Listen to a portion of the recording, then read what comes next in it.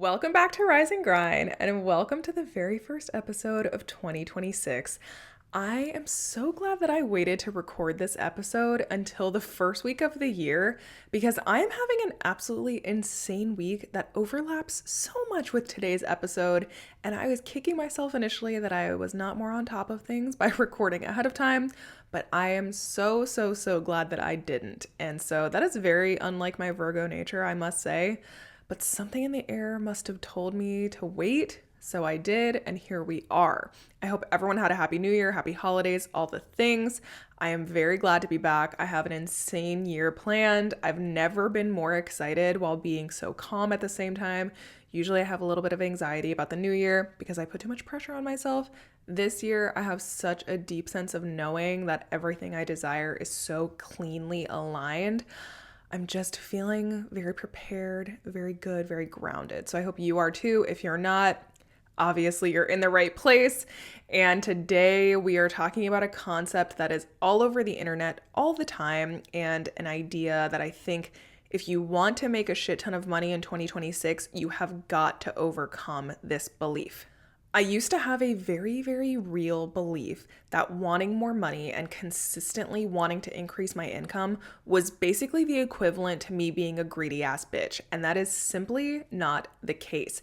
And if I had not overcome this belief, I would not be sitting at 26 grand, actually 27 grand in sales the first week of 2026. That is an absolute new record for me. I'm very proud of myself, which I shared on Threads is difficult for me to say, but I am really proud of myself, and I know it's a reflection of my belief system. Number one belief being that making more money does not make me a greedy person. And let's just talk about greed for a minute, because I feel like greed and money are very equated in a lot of people's belief systems, and they're simply not the same thing. You are not greedy if you want to make a lot of money, if it is for the common good. I want to make a lot of money because I care about generational wealth for my children and grandchildren and their grandchildren. I care about the money that I make because it means I'm serving more people. And I care about being able to do more good in the world as a reflection of my wealth. If I was truly greedy, I would want to make a lot of money so that I myself had a lot of money, no matter what the cost was to others, whether that be mentally, fiscally, or some other way. Just because someone wants to make a lot of money does not make them greedy. And today we're going to talk about exactly why that belief has got to shift in order for you to get everything that you want in 2026. And we are in peak vision board season. We are in peak goal setting season. I think the first of the year, the first month of the year or so is always people looking forward at the 12 months ahead, having huge goals, big vision, all of these amazing things that I, of course, support. But in the same way, unless your beliefs and your subconscious mind are aligned with the things that you are putting on that vision board, you're not going to get what you want. And that's going to be as a reflection of your beliefs. And before we move forward, I just want to say, any listener of this podcast, anyone in my world in any capacity, whether you're watching this on YouTube or you're listening to it on Spotify or you're grabbing a clip of it from Instagram or TikTok, whoever you are, wherever you are, if you are listening to this, I want the best for you. Like, I genuinely want your life to be bigger and better and more peaceful and more fulfilling. And I want your bank account to be fat. I want your ass to be fat. I want every part of your life to be just how you would want it if you could snap your fingers and have it right now. And that means I want you to have every single thing that you put on your vision board for 2026 and every other year ever. And as someone who considers myself a professional vision board seer througher, I literally get everything on my vision board every single year. I genuinely just want to see you do the same and have the same inside your life. And because I want that for you, I'm not going to coddle you and allow you to continue with the beliefs that are keeping you stuck, keeping you broke, and ultimately preventing you from living out your purpose. And that can't happen if you are still operating like wanting more is scary or selfish or dangerous or unrealistic or immoral or any of those other things that are just flat out incorrect. Until all of that shit gets cleared up at a nervous system level, there is absolutely nothing you can do to see through the life and the big vision that you actually want. So today's episode, wanting more does not equal greed, that belief is actually stopping you from so many things, not just money, but especially money. And that belief has got to go in 2026 if you are someone who wants to be rich as fuck in any way. So let's talk about what's actually happening when you decide that you want more. And January is a big time for wanting more. You're looking forward, you're saying, okay, this year I'm going to do it even better than last year. I'm going to make even more money. I'm going to have more clients. I'm going to have a better body or a new house or a new car. Whatever things are on your vision board, whatever desires are on your heart, that occurrence in your brain is not just greed. It's not just your ego. It's not just like you abandoning all morals. Like, it is just data that your brain has about things that are possible for you. Desire is a signal inside your brain and your body.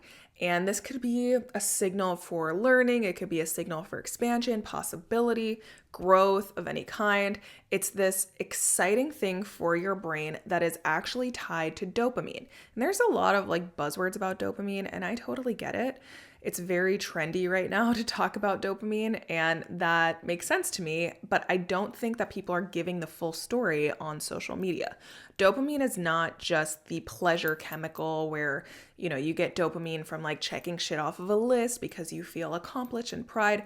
Yes, those things are true, but dopamine is also tied to anticipation.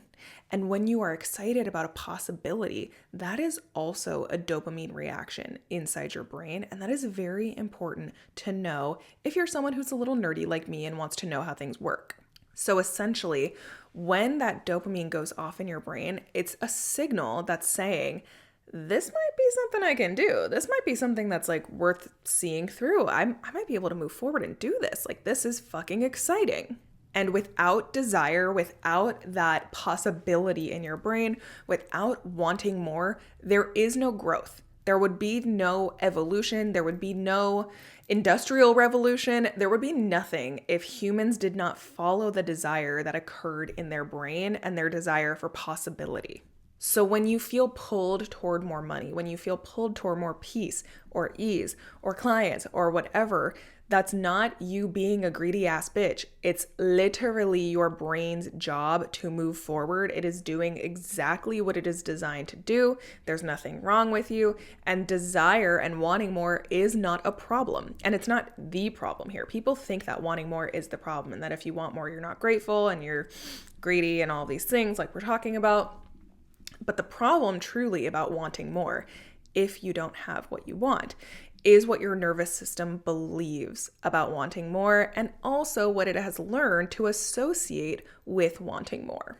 Women specifically have been conditioned to not want more. Women have been conditioned to settle, to say, oh no, it's fine. I don't really need that much, or I don't want to be too high maintenance, or I don't want to be judged, or like, oh my gosh, I don't want to wear that flashy thing. What if people look at me? Like, all of these things are associated with a lack of safety, and that is what your nervous system is feeling when you want more and you don't actually allow yourself to want more. So over time, what's happened is your nervous system has learned, oop, I really shouldn't have big dreams. I really shouldn't have desires. That's scary. We can't do that because then we're going to be disappointing or people are going to think something about us. And here is the thing that your conscious mind doesn't always understand is that your nervous system does not give a single fuck about your vision board. It doesn't care about the things that sound nice. It doesn't care about the Chanel bag or the brand new car or the condo or the overwater bungalow or whatever.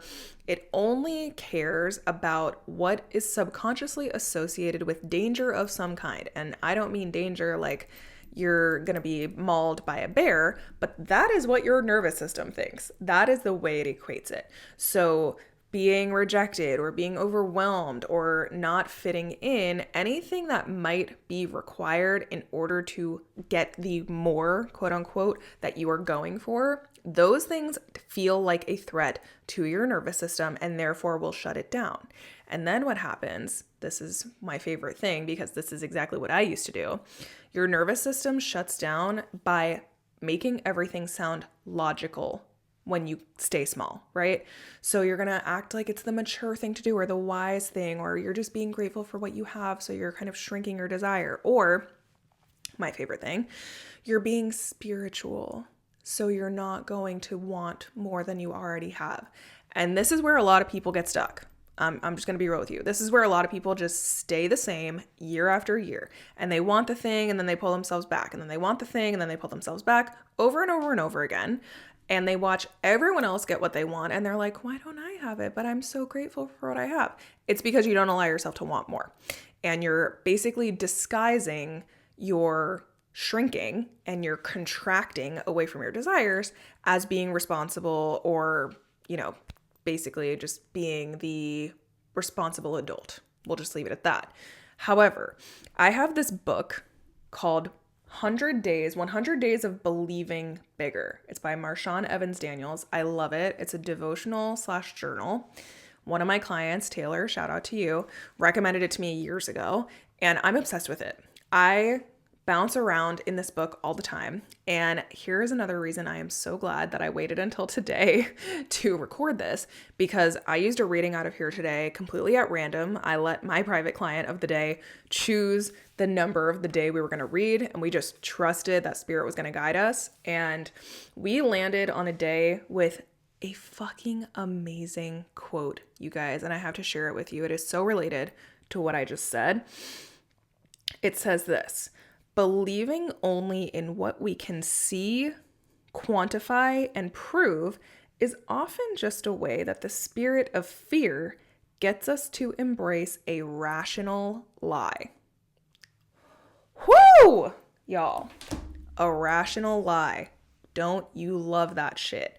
I read that and I was like, this is perfect. This is exactly what I did for so long. I would intellectualize my shrinking. I would make it seem like I was doing the right thing, and I would pretend like I was just following alignment, and I thought I was, but really what was happening is my nervous system did not feel safe going after the more that my conscious mind wanted. So I would have these big visions and these big dreams, and then I would be like, well, no, now it's not the right time. Like, I really shouldn't do that right now. I don't want to be doing all that. So that's what happens. And for a lot of people instead, and this also happened to me just years ago, really in a prior form of my life, I was ready to stay into teaching. I was ready to stay full-time teaching. As most of you know, I came out of the education field, but what held me back for so long is I was cool settling. I was like, this is no big deal. Like, I'm just going to stay in this career. It's the easy thing to do. Like, I don't need a lot to be happy. I can just coast on by. Like, fuck that shit. Looking back now, I'm like, girl, what is you doing? Like, what was happening there? And I'll tell you what was happening there. I was shrinking my desires because I was normalizing staying small because I didn't want to be perceived as greedy or materialistic or selfish. And now I really don't care if people perceive me that way because I know my heart, and I don't want to make a lot of money because of greed. I want to make a lot of money because well-resourced women change the world, and I want to change the world. So if you hear me say nothing but this today, please just hear me say this. If you do not detach the word greed from money, you will never ever have the capacity to build the wealth that you truly desire. And when it comes down to it, capacity, the word that I just used, is really the underlying theme of all of these things. Capacity is the real issue. It's not how badly you want something, and it is not how positive you think about things or how grateful you are, and it's not how detailed and perfect your vision board is. It's none of those things. It is how much your nervous system can hold without freaking the fuck out.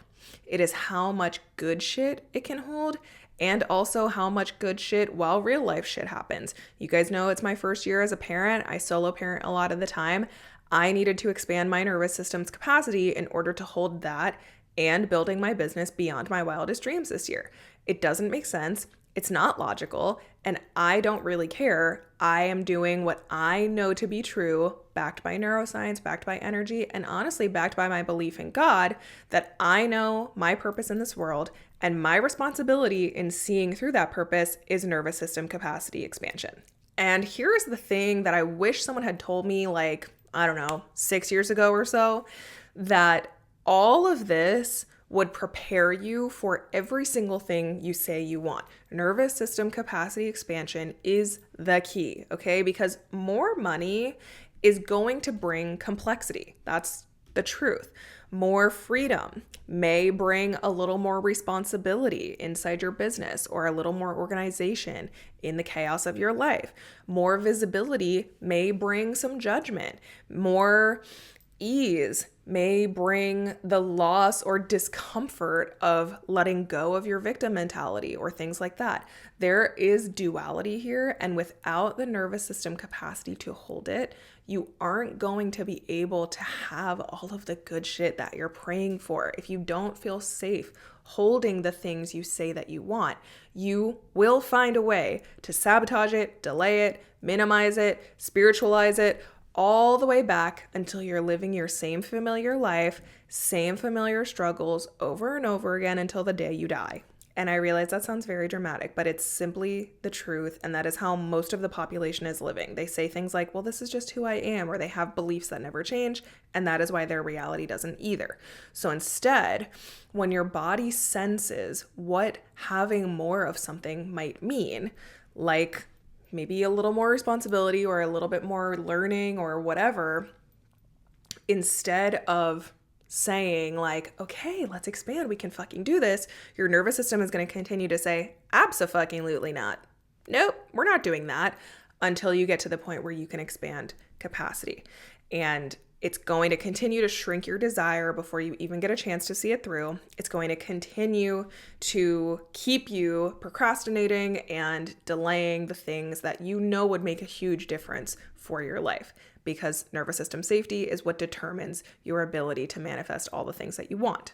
And just to give you a little bit of comfort, this does not mean you're a lazy person. It doesn't mean you're unmotivated. It doesn't mean you're broken. It doesn't mean any of those things. It just means that you are regulated at a smaller capacity than is required to manifest the things that you want.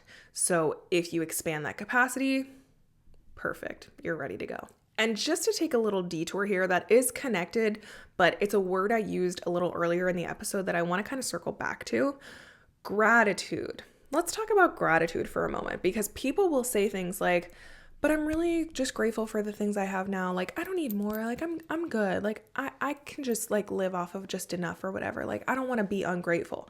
Why are gratitude and desire considered opposites?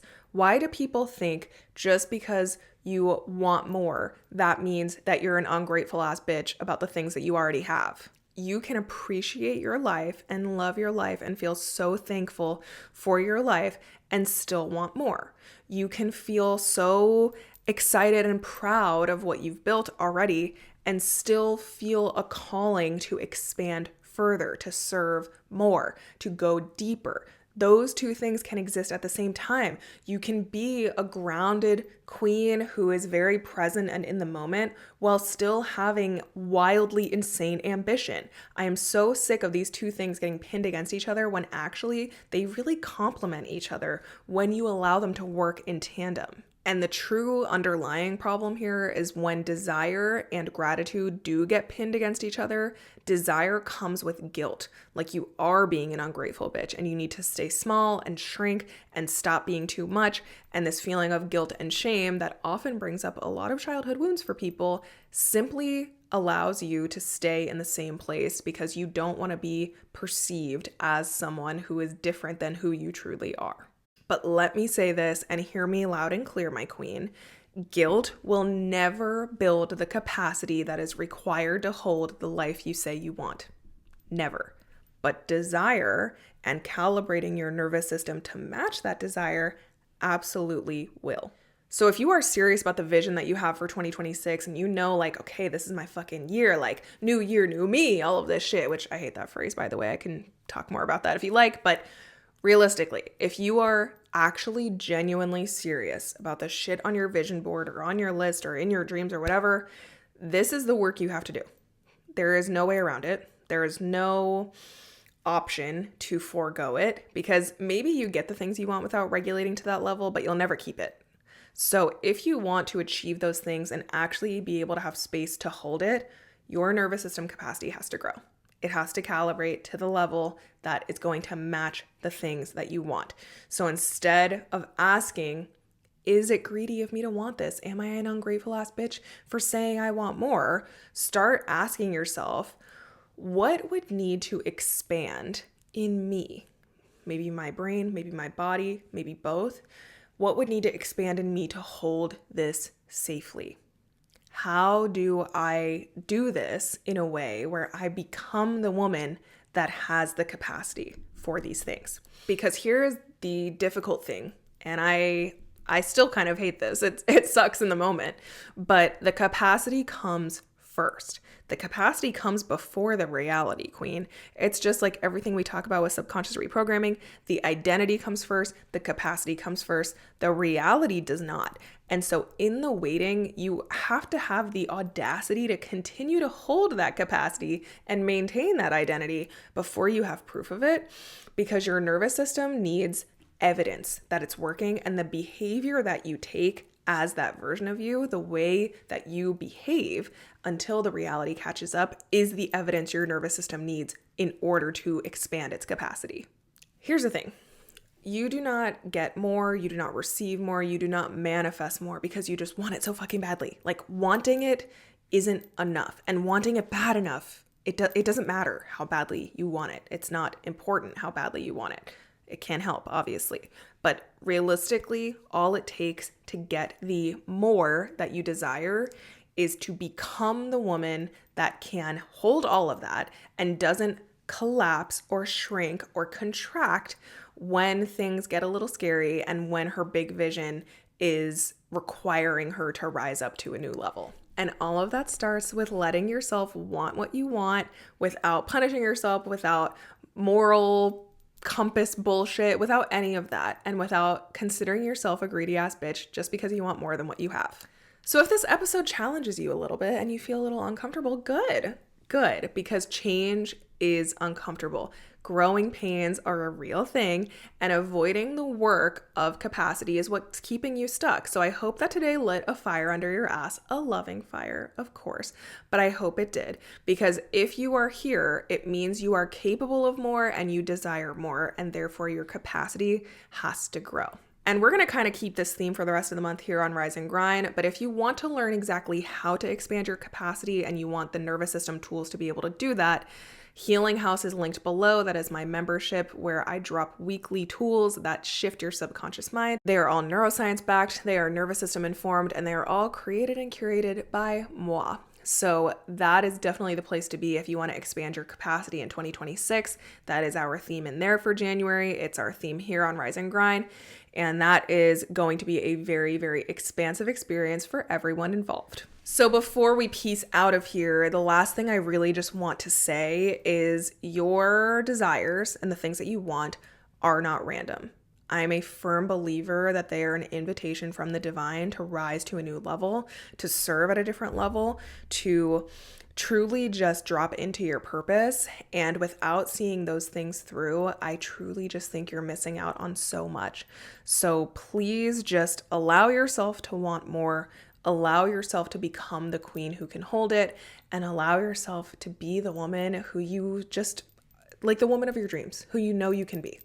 So with that, my queens, I am getting off of here. It is late at night and I am ready for bed. So I love you, queens, so much. I will see you guys in the next one. And again, Healing House is linked below for those who want to get in on the recalibration action for expanding your capacity in 2026. I'll see you guys next week. Love you. Bye.